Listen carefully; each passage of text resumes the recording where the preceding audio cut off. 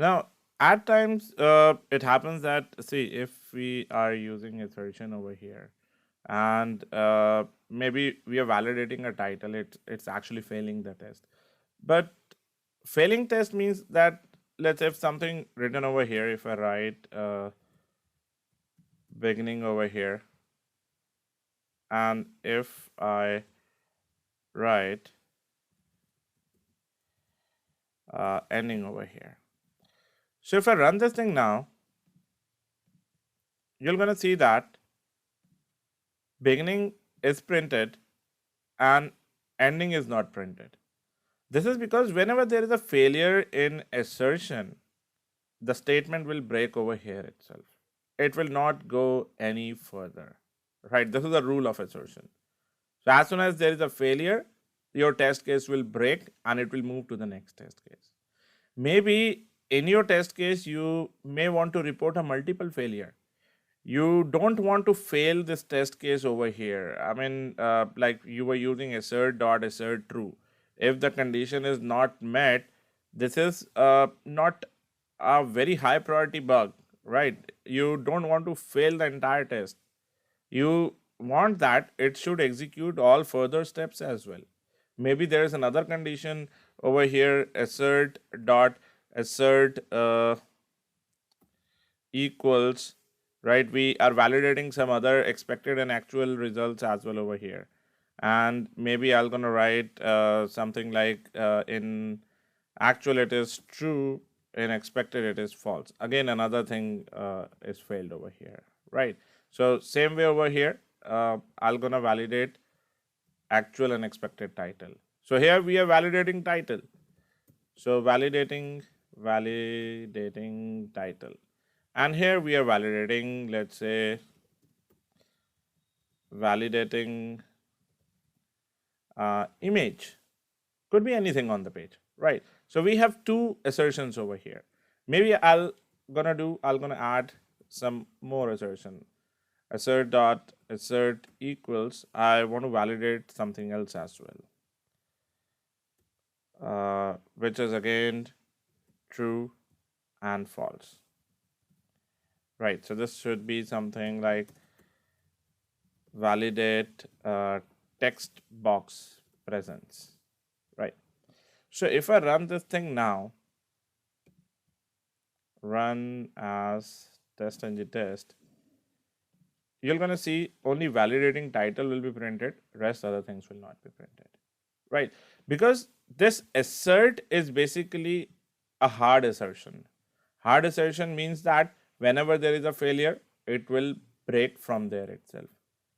So there is an alternate to this. In case you want to report multiple failures, you want to do multiple validation within the same test. So instead of using hard assertions, you can use soft assertions.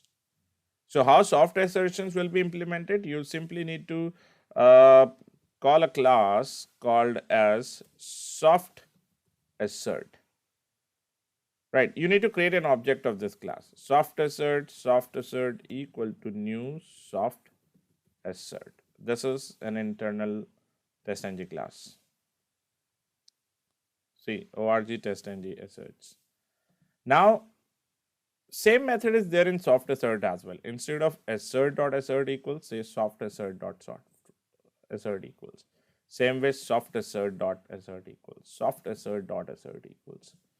Save this, run this, you're going to see that everything will be executed. See, validating title, image, everything got successfully executed. But I can see the test is also passed. Now I don't want to pass the test, right? Although I want to execute everything inside the test, but the failure should also be reported, right? Although it's not a high priority issue, but could be severity, could be high. But I mean, in any case, priority or severity, the test case should fail. Although I want everything to be executed, but there should be 3 failures that should be reported in this test. So what I can do at the end, I simply need to add one statement, that is soft assert dot assert all. That's it. Now if you run it, you're going to see that there is a failure right? You can see the following asserts failed. Expected Yahoo, but Gmail, false, true, false, true. Now, what is this false, true, false, true? You can add your own messages as well. So over here, you can add a message. This is overloaded method. So text box not present, right? Same way over here, image not present. So now if you run this again, run as test-ng test, you're gonna find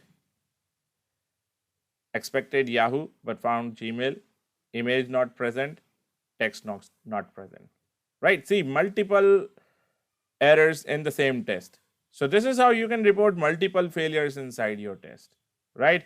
Using something called as soft assertions, which will not break your test, which will do the entire execution, but it will actually gonna report the failures as well, right? So at times you want to break your test. Let's say if login section is not present, you don't want to execute that test, right? If submit button is missing, you have entered username and password, there's no sense of moving to the next step if submit button is not there. Then you can fail it using hard assertions, that assert class. In case you want to still continue the test, then use this soft assertions, right? So that's all in this lecture. Thank you.